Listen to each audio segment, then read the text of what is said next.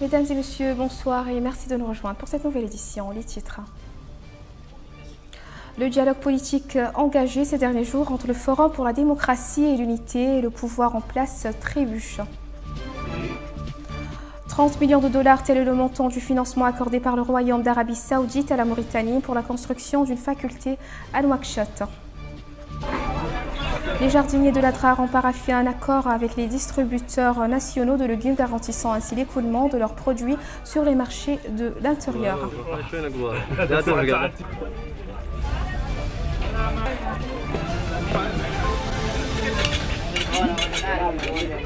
Bonsoir et bienvenue.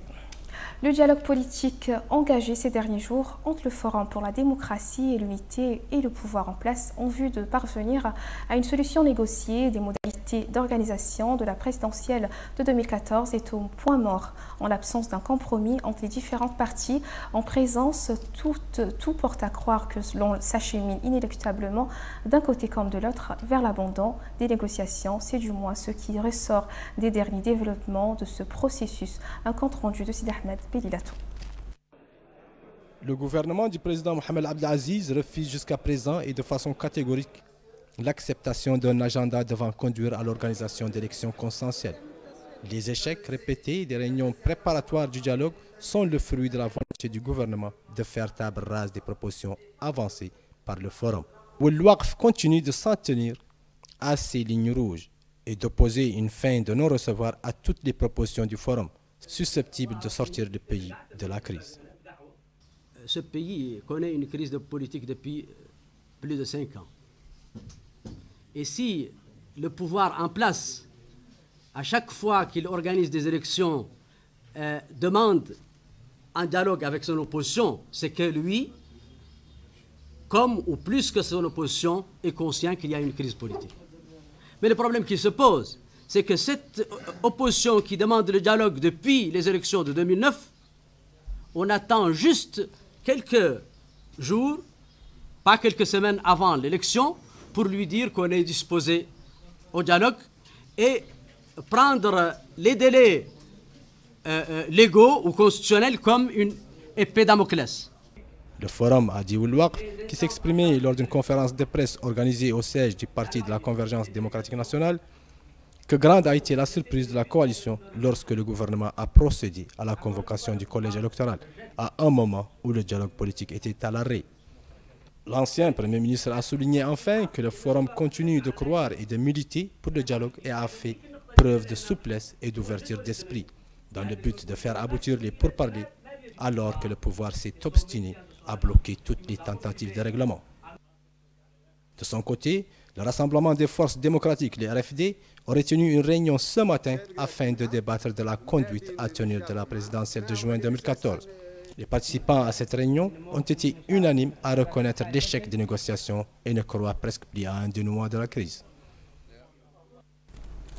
Dans un communiqué rendu public ce matin, l'Alliance pour la justice et la démocratie Mouvement pour la rénovation, AJDMR, a appelé les membres de son congrès à une séance extraordinaire prévue le 25 avril 2014 à la nouvelle maison des jeunes de Nouakchott pour la désignation de son candidat à l'élection présidentielle de 2014.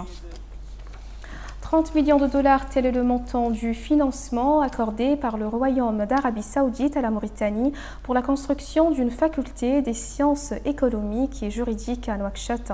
Cette annonce a été faite à l'issue de la visite que vient d'effectuer dans notre pays Son Altesse le prince Abdelaziz ibn Abdallah, le vice-ministre saoudien des Affaires étrangères à la nouvelle faculté des sciences économiques et juridiques qui pourrait accueillir près de 50% des effectifs actuels de l'université de Nouakchott sera doté d'un dortoir pour les étudiantes, d'un dispensaire de services techniques et de loisirs ainsi qu'un restaurant universitaire.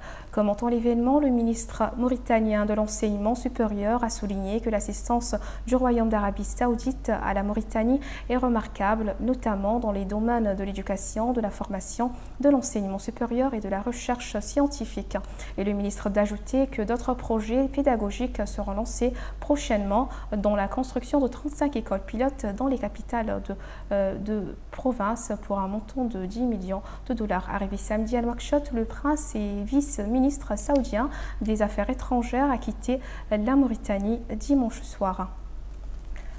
Les restaurants populaires envahissent les marchés. Au menu, les mets traditionnels habituels. La clientèle est essentiellement composée de boutiquiers, marchands, ambulants, tailleurs, vendeurs à la criée. L'hygiène laisse à désirer, ce qui n'empêche pas que ces gargotes fassent le plein tous les jours. Un reportage de Mohamed Yahya ou Abdelwadouda. De l'huile qui mijote sur le feu, des légumes prêts pour la cuisson, des femmes qui s'activent tout autour de leur fourneau, surveillant des marmites remplies de viande et de graisse. C'est ainsi que se présentent les petits restaurants populaires des marchés de Nouakchott. Dans ces gargotes, les clients trouvent de tout, au grand air. Des femmes le plus souvent en assurent la gestion. Elles disent avoir choisi ces métiers pour subvenir aux besoins de leur famille, et non de gaieté de cœur, car la majorité de leur temps y est consacré. Le regard perdu, elles se plaignent de l'envolée des prix. Elles, qui voient à chaque os leur marge commerciale rétrécir comme peau de chagrin. Et ce, d'autant plus que, si elles augmentaient les grilles tarifaires, la clientèle, attirée par les prix bon marché, rechignerait à mettre la main à la poche et pourrait même aller ailleurs. À cela s'ajoute la concurrence et la main-d'œuvre étrangère. Tout va bien au marché. Les activités aussi. Seulement les prix de tous les produits sont en hausse. Vous entendez l'huile, le riz, les légumes, les condiments. Tout est cher. Tout va bien au marché. Les activités aussi. Seulement les prix de tous les produits sont en hausse. Vous entendez l'huile, le riz, les légumes, les condiments. Tout est cher. Certains clients trouvent leur compte à manger dans ces restaurants à cause de l'éloignement de leur domicile par rapport au lieu de travail, tandis que d'autres y répugnent en raison de l'absence de règles d'hygiène et tiennent ces gargotes pour responsables de bien des bobos, indigestion, intoxication alimentaire qui défraient la chronique d'un moment à l'autre. Tout est hors de prix. Les étrangers installés ici nous font de la rude concurrence. Ils nous fatiguent.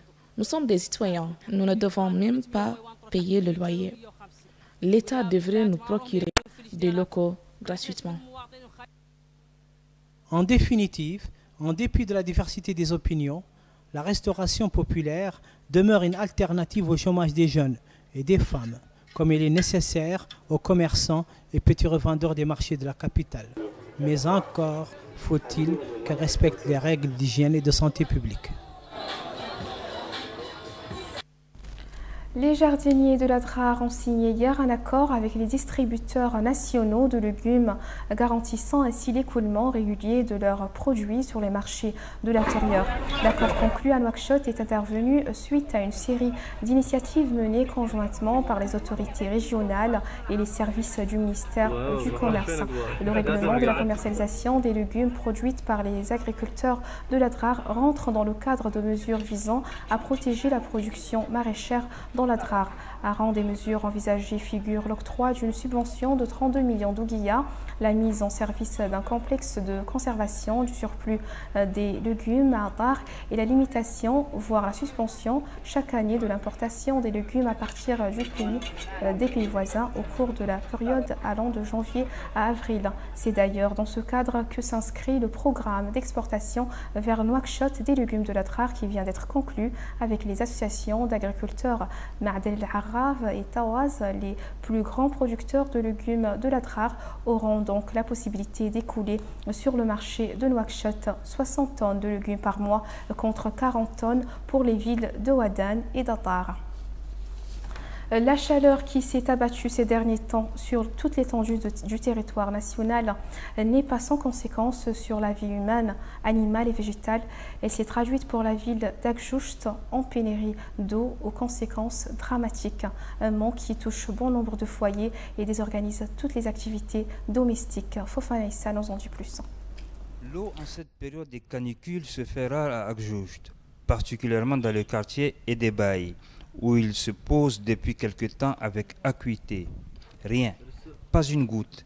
Malgré une distribution d'eau par citerne, la ville d'Ajoust a soif. Une soif qui perturbe la bonne marche de toutes les activités domestiques et au-delà d'autres commerces comme la maçonnerie. La grogne est partout. Chez la ménagère, le scolaire, c'est la même colère contre cette pénurie d'eau qui, si elle n'est pas rapidement éradiquée, risque d'aboutir sur une situation de précarité pour la santé de la population. Un habitant d'Ajoust s'exprime sur le désarroi de la population. Notre ville a soif.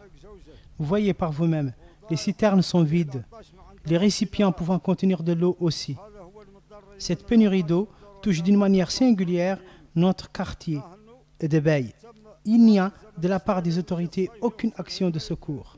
Nous sommes abandonnés et nous devons tout faire par nous-mêmes.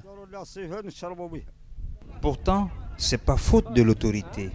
Des instructions sont données à la SNDE qui se démène comme elle peut pour achever rapidement le raccordement au point d'eau.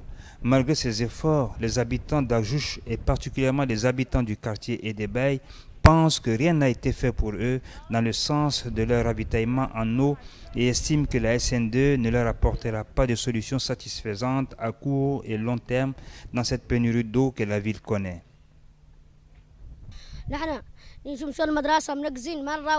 Nous demandons l'aide urgente de l'État. Si elle tarde, nous allons nous débrouiller comme nous le pouvons. Nous ne pouvons plus aller à l'école puisque nous n'avons plus d'eau pour nous préparer. Nous demandons même l'intervention du chef de l'État. Un scolaire appelle au secours. En attendant une solution rapide et radicale à cette pénurie d'eau que connaît la ville d'Ajoust, les habitants doivent apprendre en patience ce qui serait trop leur demander en cette période de forte chaleur. Le second concours de plaidoirie de Mauritanie pour les droits de l'homme débutera à Nouakchott le 23 avril prochain au Palais de la Justice. C'est ce qui ressort de la commission d'organisation au cours d'une conférence de presse tenue ce soir. Ce concours mettra en compétition des avocats libanais, syriens, français et mauritaniens qui auront à plaider des cas réels de violation des droits de l'homme. Signalons que ce concours est organisé par l'Ordre national des avocats et l'Institut international de droits de l'homme et de la paix en collaboration avec l'ambassade de France en Mauritanie. Écoutons le directeur de l'Ordre national des avocats de l'Institut international de droits de l'homme et de la paix. Cette manifestation est organisée sous le haut patronage du ministre de la Justice de Mauritanie et avec le concours de l'ambassade de France en Mauritanie, représenté par Monsieur Rodolphe Poirier. Donc ce concours de plaidoirie, ainsi que j'avais commencé à l'esquisser, est un concours particulier parce qu'il met en exergue les droits de l'homme par leurs défenseurs naturels. Il met en valeur les avocats. Les droits de l'homme, qu'est-ce que c'est? Ce sont un certain nombre de droits nécessaires à l'épanouissement de tout un chacun, nécessaires à l'épanouissement de l'homme dans la société. Nous avons un État, tous, nous avons des États qui sont là pour protéger les hommes. Mais le rapport entre les hommes et l'État n'est jamais facile, parce qu'on est sur des relations humaines. Et il est nécessaire qu'il y ait des intercesseurs, des personnes qui viennent défendre les individus par rapport à l'État. Terminons ce journal sur une note conviviale et esthétique par une excursion en nous rendant dans la mythique ville d'Ajoust où, au détour d'une ruelle du marché, une échoppe de parure invite à l'évasion. Fofana Issa. En général, en croisant une personne, le regard se porte sur le visage, puis sur ce qu'elle porte. Les bijoux à la fois parure et atout. Les bijoux attirent l'œil. Boucles d'oreilles, anneaux, colliers, bracelets, bagues, chevilières et autres. L'origine des parures nous parvient des temps ancestraux. Au début, elles servaient certainement à se protéger. Les bracelets, chevilières pour les articulations, poignets, chevilles, coudes et les pendants d'oreilles contre l'intrusion des mauvais djinns. Partout dans le monde, les bijoux sont les complices des femmes. Tous les matériaux y participent à cette complicité. Le bois, les graines, les fibres végétales, l'os, l'ivoire, les perles, les coquillages, le cuir, la pierre et même les poils des bêtes sauvages. Les bijoux, dans notre culture, positionnent aussi sur un rang hiérarchique au sein du groupe. Le bijou donc, symbole de protection, de richesse et de pouvoir. Admirez donc la créativité et le génie de cette merveilleuse créature originaire et native de la ville d'Akjoujt, qui nous affiche ses œuvres tout aussi resplendissantes que son sourire. Elle les propose à toutes celles qui veulent convoler en juste noces, avec possibilité de les louer juste pour la cérémonie nuptiale. De quoi faire rêver ou courir en attendant l'arrivée du prince charmant ou de le rattraper. Nous avons terminé le rappel des titres. Le dialogue politique engagé ces derniers jours entre le Forum pour la démocratie et l'unité et le pouvoir en place trébuche. 30 millions de dollars, tel est le montant du financement accordé par le Royaume d'Arabie Saoudite à la Mauritanie pour la construction d'une faculté à Nouakchott. Les jardiniers de l'Adrar ont parafé un accord avec les distributeurs nationaux de légumes, garantissant ainsi l'écoulement de leurs produits sur les marchés de l'intérieur.